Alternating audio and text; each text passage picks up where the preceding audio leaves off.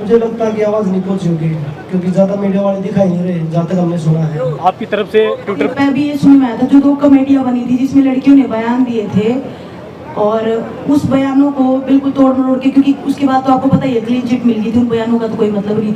उसी बयान के तहत पुलिस कार्रवाई करेगी, वो बिल्कुल भी मान्य नहीं होंगे। 161 और 164 के जो बयान होंगे उस पे कार्रवाई होनी चाहिए। ये लड़कियों का अधिकार है कि जब हिम्मत आई, जब उठा ली आवाज। ये थोड़ी डिसाइडेड है कि अभी हुआ है, किसी की 2 साल की हो रहा है, किसी को 5 साल की लड़की के साथ हो रहा है, वो कैसे आवाज उठाएंगी?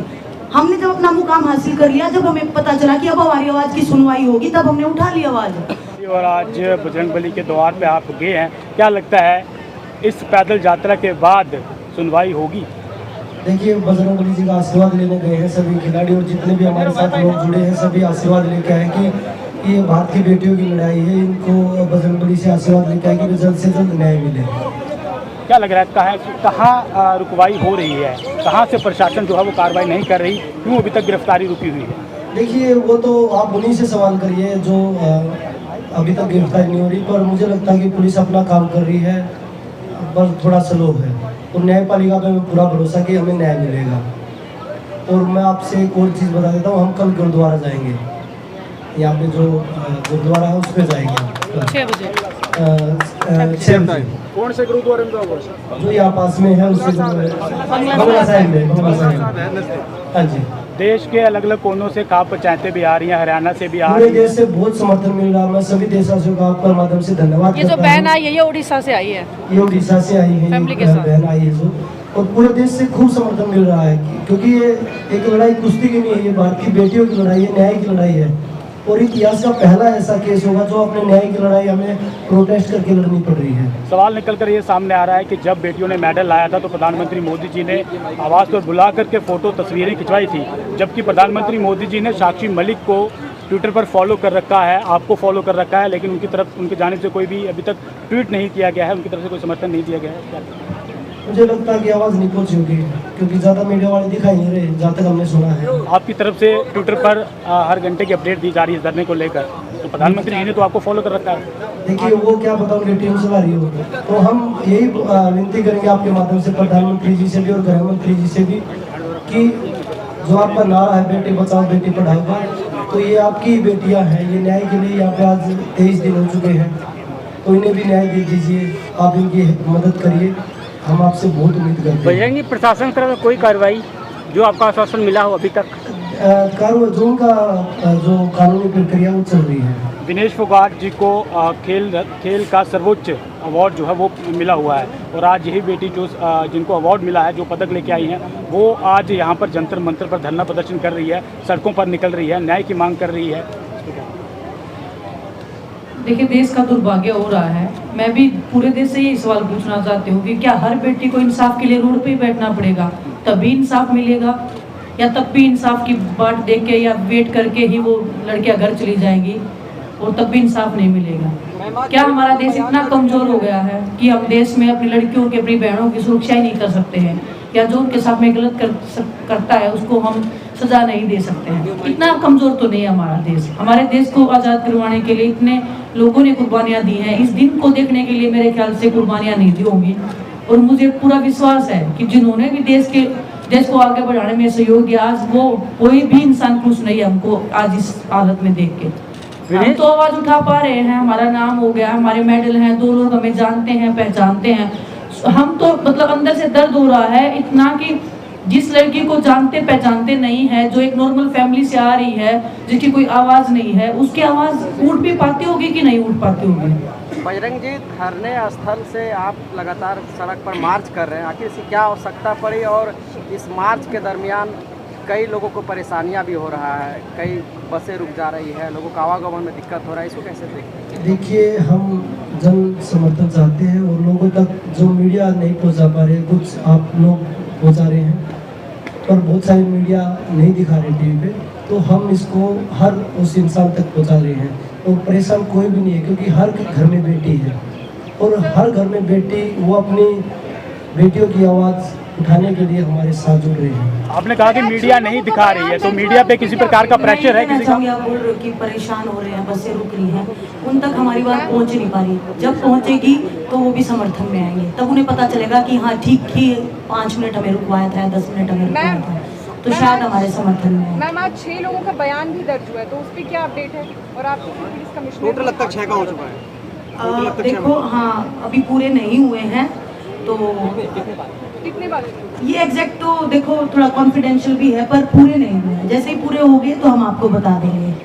164 के बयान हो चुके हैं, 1 के हुए हों चाहे 7 के हुए तो है ना, तो कार्रवाई क्यों नहीं हो रही है?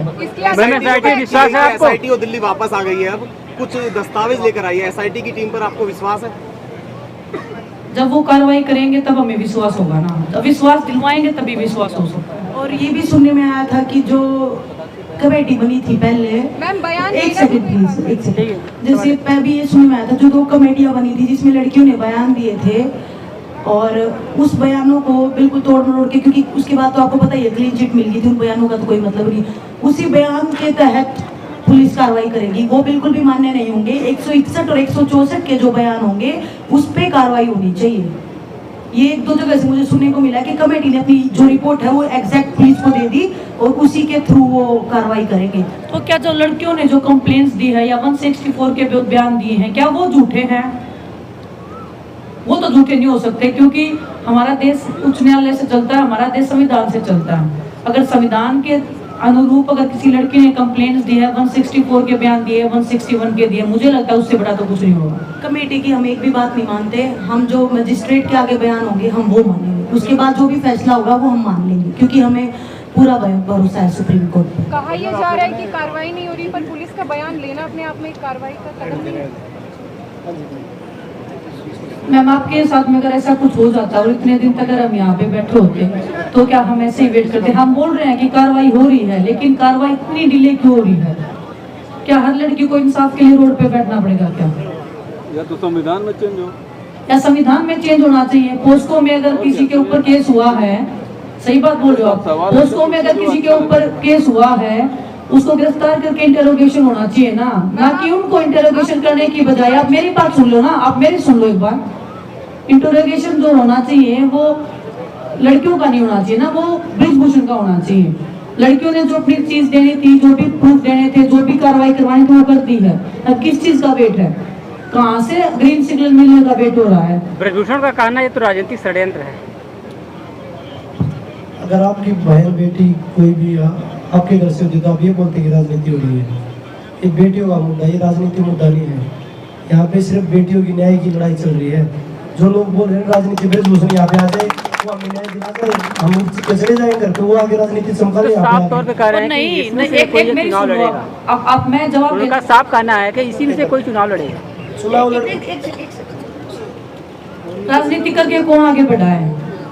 ब्रिजभूषण ही बढ़ा होगा। हमने तो खेल खेला, हम खिलाड़ी हैं। तो मैम तो राजनीति करने वाले राजनीति की बात करते हैं, मुझे लगता है वो तो उनको भी शोभा नहीं देती होगी।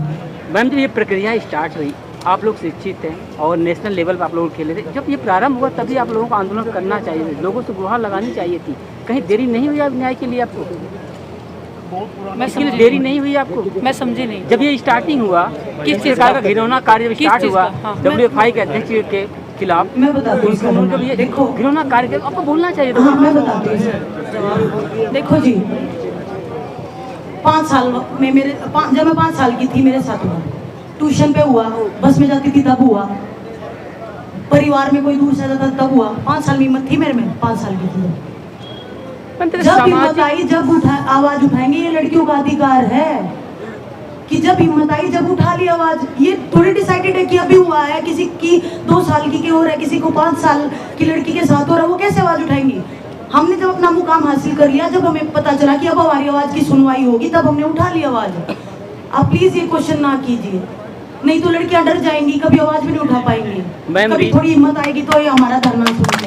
मैम ये आपकी लड़ाई नहीं है। मेरा कहने का मतलब जिस प्रकार से राजनीति में ये घिनौना कार्य किया जा रहा है देश के लिए, इन नेताओं की जो करतूत है, आप लोगों को जो जज्बा है, ये सामने निकल के आया है। अगर न्याय मिलता हो तो क्या होगा? देखो हमारे को इतना टाइम हो गया, 24 दिन हो गया आज, तो आम लड़की तो ऐसे ही डर जाएगी। वो तो 10 साल में क्या पता 30 की उम्र में 40 की उम्र में कब जाके हिम्मत आएगी? छोटे बच्चों में कहाँ से आएगी? नौकरी लगी नहीं होती, शादी हुई नहीं होती, बच्चे नहीं हुए होते, कितना डर होता है उनमें।